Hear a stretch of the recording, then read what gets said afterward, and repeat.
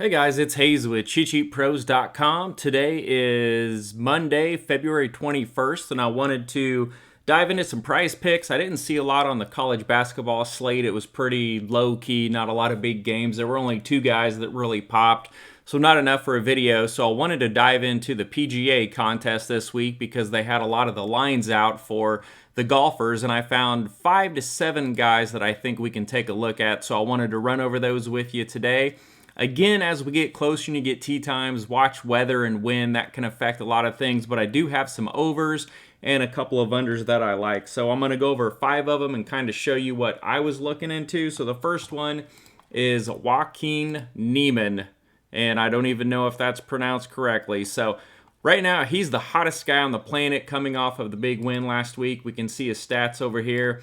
He won that tournament in his first 3 rounds. He shot a 63, a 63, and a 68, and then just hung on with a basic 71 for the win. His prior tournament, he shot 2 in the upper 60s, a 71, and then a 67. So his number here is 69.5, so I like him to go under that. As you can see, he's been under this in 6 of his last 8 rounds. And then if we want to go and we want to take a look at the specific course that he's on, he has played here, so for 3 years, and in 2021 when he played here, he took 25th, and he was under this number of 69.5 3 of the 4 rounds. He shot an opening round 69, followed by a 67, a 73 in round 3, and then a 69 again. So the last time he played this, he was under this in 3 of 4, and coming off the win last week, he's playing great right now. So he's one of my favorite plays to start your card off with, going under. Now, moving on, we got to talk about Kepca. He's one of the hottest guys on the planet, but he has been struggling recently. So the number that I like is over 68.5 for this round. If we look, he's been cut in 2 of his last 3 tournaments. At the Genesis, he shot a 71 and 74. At the Farmers, he shot a 70 and 74. And then he did good at the Phoenix Open where he shot 4 in the 60s. But if this was 69.5, I think that would be a good number. But 68.5 is a really tricky number. And then if we go back and we take a look at the specific course, let me pull it up and see how he is done here. So he has 20 rounds here at the Honda Classic, and last year he shot back-to-back 74s and was cut. The prior year he got second, and what I found impressive about this is out of the 4 rounds that he shot, 2 of them were still over this 68.5 number. He shot a round 2 69 and then a round 3 70, so those were both overs. And with being cut in 2 of the last 3, I like him to go over the 68.5. I don't think he's going to go under that right now.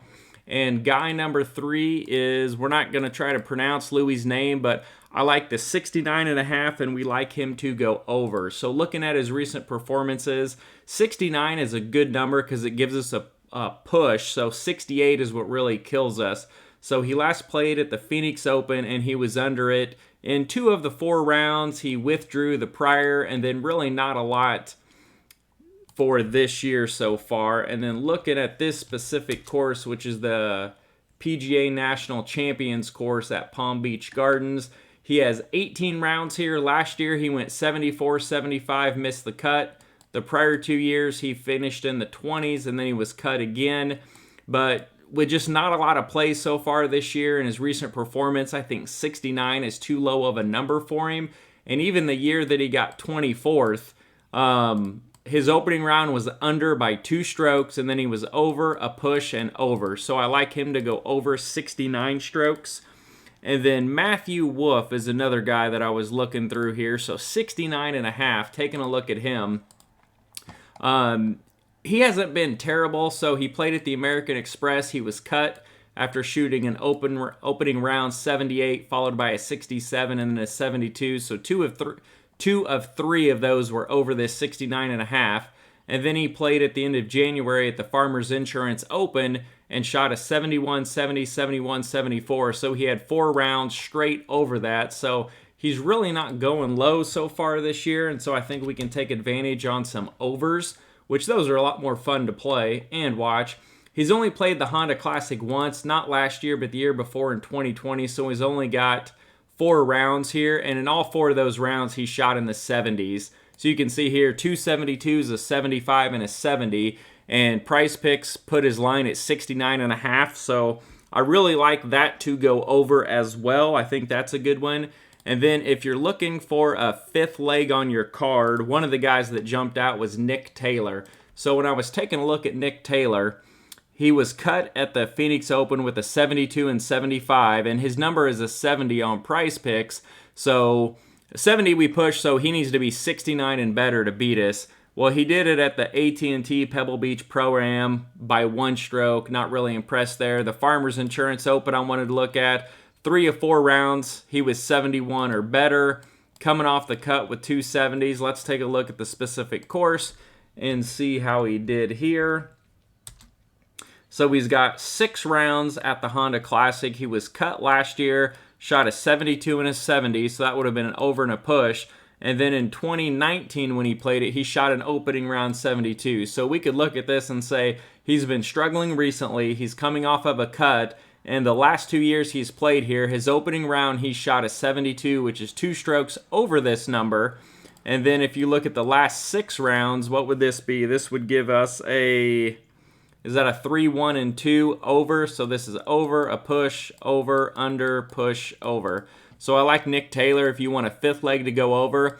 And a couple other guys to consider is Danny Willett. So let me find him. Willett was one that popped up for me at 70.5 strokes. He's been cut in 2 of the last 3 tournaments. And then he last played here at the Honda Classic in 2019. And he also missed the cut. He did shoot an opening round 69, but followed it up with a 72. So I like him to slide over. Jason Duffner is another one, over 70.5. He's another one that I looked at. Let me get that.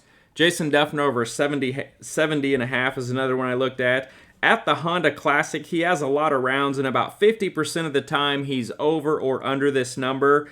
Last year he shot a 68, 68, 75, and 72, so a little bit of a mixed bag, so he didn't make one of my top tier cuts of plays.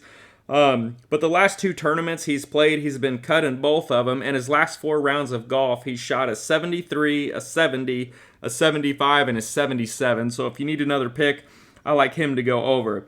I did look at Ryan Palmer going over because he's been cut in his last 2, and he shot a 75, a 74, and then a 71, an 81, and a 69 at the AT&T. But he's done really well at this course at the Honda Classic, so I removed him from the list. So my favorite plays in order are Neiman, under 69.5, Kepca, over 68.5, Matthew Woof, over 68.5, and then my second tier plays are going to be Louis, over 69.0, Nick Taylor, over 70.0, Willett, over 70.5, and then if you need another one, if you don't like one of those for a reason, you can take Duffner over 70.5. So I possibly might have some more prize picks for PGA up later this week, but I wanted to get some up because I was bored. NBA All-Star break's driving me nuts, and I'm ready to go. So let's go make some PGA prize pick money.